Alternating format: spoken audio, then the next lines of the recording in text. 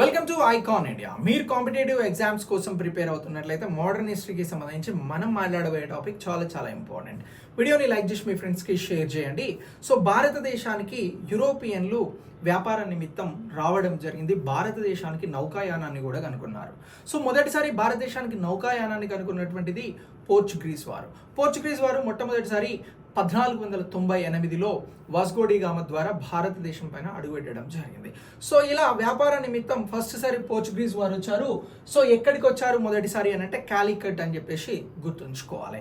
ఇక పోర్చుగీస్ వారి తర్వాత భారతదేశానికి వచ్చినటువంటి వారు డచ్ వారు ఎప్పుడు రావడం జరిగింది అని అంటే 1605లో రావడం జరిగింది. ఎక్కడికి వచ్చారు అని అంటే మచిలీపట్నం, ఇది ఆంధ్ర తీరానికి సంబంధించి.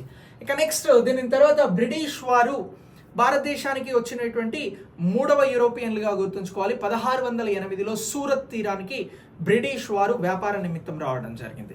వీరిని తర్వాత భారతదేశానికి వచ్చినటువంటి యూరోపియన్లలో మనం గుర్తించాల్సింది డెనిష్ వారు. వీరు 1620లో ట్రాంక్వీ బార్కి రావడం జరిగింది. ఇది తమిళనాడుకి సంబంధించి తరంగం బార్ అని చెప్పేసి పిలుస్తారు.